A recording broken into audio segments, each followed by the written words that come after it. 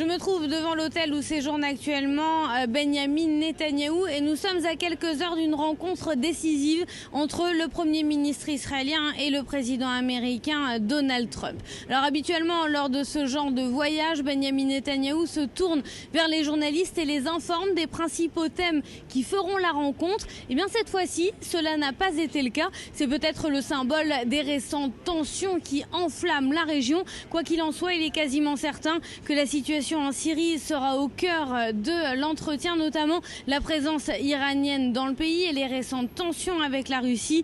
On peut également être sûr que l'accord sur le nucléaire iranien sera au cœur des entretiens. Alors au programme de la journée également, demain pour le Premier ministre israélien, d'autres rencontres bilatérales avec des chefs d'État, notamment le président du Guatemala. Oui, effectivement, le président de l'autorité palestinienne devrait s'exprimer maintenant dans quelques dizaines de minutes et il devrait réagir aux propos de Donald Trump sur la possibilité d'une solution à deux États, alors que le président américain s'était montré extrêmement précautionneux sur le sujet. Vous l'avez dit, au cœur de l'allocution du président palestinien se trouvera l'avenir d'un futur éventuel État et cette intervention, interviendra quelques dizaines de minutes également avant celle de Benyamin Netanyahou. Et ici, dans les couloirs de l'ONU, on dit que le Premier ministre israélien aurait des informations fracassantes sur le programme nucléaire iranien. On s'attend à un autre happening comme il a pu faire par le passé avec de nombreuses pancartes ou des panneaux expliquant, selon Benyamin Netanyahou, les dangers de l'Iran et de son programme nucléaire. Léa Berdugo, sur le discours à proprement dit de Mahmoud Abbas, son entourage, comme je le disais, annonce un discours historique. Les rumeurs persistent autour d'une annonce fracassante, elle aussi, de Mahmoud Abbas, sur une éventuelle dissolution de l'autorité palestinienne si la communauté internationale ne pesait pas sur Israël pour accepter cette solution à deux États. Est-ce que vous avez des informations sur les contours de ce discours ?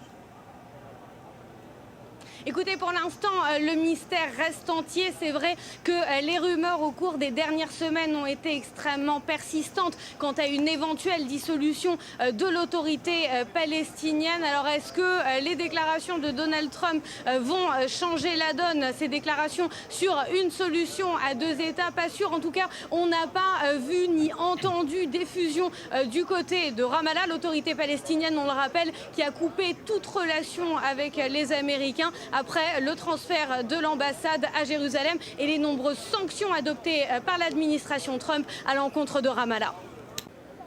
Oui, effectivement, beaucoup d'enthousiasme après le discours prononcé par Mahmoud Abbas ici à l'Assemblée générale des Nations Unies. On a entendu un discours offensif de la part du président de l'autorité palestinienne. Pour autant, pas d'annonce fracassante de la part de Mahmoud Abbas, comme éventuellement une dissolution de l'autorité palestinienne. C'est ce qui avait été évoqué précédemment. Alors, la quasi-intégralité du discours du chef de l'autorité palestinienne a été consacrée au rôle joué par les États-Unis entre Israël et les Palestiniens. Il a une nouvelle fois rejeté le fait que les États-Unis se voient en tant que médiateurs entre Israël d'un côté et les Palestiniens de l'autre. Il s'est même directement adressé à Donald Trump et a enjoint le président américain à revenir sur l'intégralité des décisions qu'il a prises dans la région, à savoir concernant Jérusalem, les réfugiés palestiniens et la construction israélienne en Cisjordanie. Mahmoud Abbas a également évoqué plusieurs dossiers intérieurs comme la loi sur l'État-nation du peuple juif ou encore la destruction du village bédouin de Khan el-Ahmar qui a été validée par la Cour suprême il y a quelques semaines. Il a fini par une note optimiste en déclarant que l'heure de la paix et de l'indépendance était proche dans un État palestinien avec l'ensemble de Jérusalem-Est comme capitale. Alors la cérémonie, elle vient de se terminer il y a quelques minutes. Et ce qui est assez intéressant, c'est que ce matin, vers 9h30, c'est-à-dire 1h30 avant que la cérémonie ne débute, il y avait énormément de monde ici devant les Nations Unies. Donc beaucoup de gens qui sont arrivés en avance alors qu'il faisait très froid ici à New York, moins 4, moins 5 degrés environ. Beaucoup de gens donc qui se pressaient pour avoir leur badge et pour pouvoir assister à cette cérémonie. Il y avait des gens de tous les âges, des enfants, des personnes âgées, des gens qui venaient en famille ou en groupe, des gens qui étaient avec la délégation délégation israélienne, d'autres qui étaient avec la délégation russe. Et donc une certaine cohue ici à l'extérieur des Nations Unies tout à l'heure, puisque beaucoup de gens voulaient assister à cette cérémonie. Alors, qu'a-t-on entendu justement, puisque je crois que le secrétaire général de l'ONU a pris la parole, ainsi que l'ambassadeur d'Israël à l'ONU? En effet, alors la cérémonie a commencé avec des discours plutôt officiels. Antonio Guterres, le secrétaire général aux Nations Unies, ainsi que Danny Danon ont tous les deux parlé. Leurs discours étaient assez similaires, des discours assez pessimistes. Ils ont expliqué que l'antisémitisme était de plus en plus fort, non seulement aux États-Unis, mais également en Europe. Ils ont rappelé les nombreux accidents qui ont lieu cette année, notamment la fusillade à Pittsburgh, qui a eu lieu il y a plusieurs mois, qui a fait 11 morts, l'attaque antisémite la plus meurtrière ici aux États-Unis. Ils ont également rappelé ces chiffres inquiétants, ces récents sondages selon lesquels les jeunes générations ont tendance à oublier l'Holocauste. Et puis ils ont surtout appelé à l'action. L'apathie, l'indifférence sont les ennemis de l'être humain. Ce sont les mots de Danny Danon. Et puis ensuite, la cérémonie s'est terminée avec les discours de 2 survivants des camps de concentration. Donc des discours chargés d'émotion. L'une des survivantes avait un papillon, une broche en forme de papillon, et elle explique qu'elle l'a porté en hommage à tous ces enfants qui sont décédés dans les camps de concentration. L'autre survivant, lui, a également appelé les jeunes générations à l'action Never Again, plus jamais. Ce sont ses mots. Il incite donc les jeunes d'aujourd'hui à lutter contre l'antisémitisme et à éviter que de telles catastrophes se reproduisent. Alors ce vote, il va avoir lieu à 15h heure locale, heure de New York. C'est dans un peu plus de 2h30. Pour être adoptée, cette résolution, elle doit l'emporter à la majorité simple, c'est-à-dire que plus de la moitié des États présents à l'Assemblée générale doivent voter en faveur de cette résolution. Il y a 193 États, donc pour l'emporter, la résolution doit avoir 97 voix ou plus. Alors ça, ce sont les règles en théorie, puisque dans la pratique, les règles peuvent changer. En effet, c'est ce que murmurent certains diplomates aux Nations Unies. L'autorité palestinienne qui est opposée à cette résolution pourrait demander à ce qu'elle soit adoptée non pas à la majorité simple, mais aux 2/3 de la majorité. Dans ce cas-là, pour que la résolution soit adoptée, elle ne devrait plus avoir seulement 97 voix, mais elle devrait avoir 129 voix. Autant vous dire donc que pour Israël et les États-Unis, ce serait un peu plus difficile de voir leur texte passer aux Nations Unies aujourd'hui. Donc à moins de 3 heures du vote, les modalités de ce vote, le déroulement de ce vote, tout cela est encore très flou ici à New York. Alors Marie, quelle est la tendance ce soir justement? Est-ce qu'on va plutôt vers une adoption ou un rejet de cette résolution? Alors ça aussi c'est flou. Ce qu'on sait, c'est que l'Union européenne a dit aux États-Unis et à Israël qu'elle allait voter en faveur de cette résolution. Après, est-ce que les 28 États membres de l'Union européenne vont voter en faveur? Ça, ce n'est pas certain, puisque certains États européens, notamment l'Irlande, sont très proches de l'autorité palestinienne et pourraient donc décider de s'abstenir au lieu de voter en faveur du texte. Alors ce qui est sûr, c'est que l'autorité palestinienne et l'Iran, ces deux pays, eux, ils vont voter contre le texte. Ils l'ont dit haut et fort.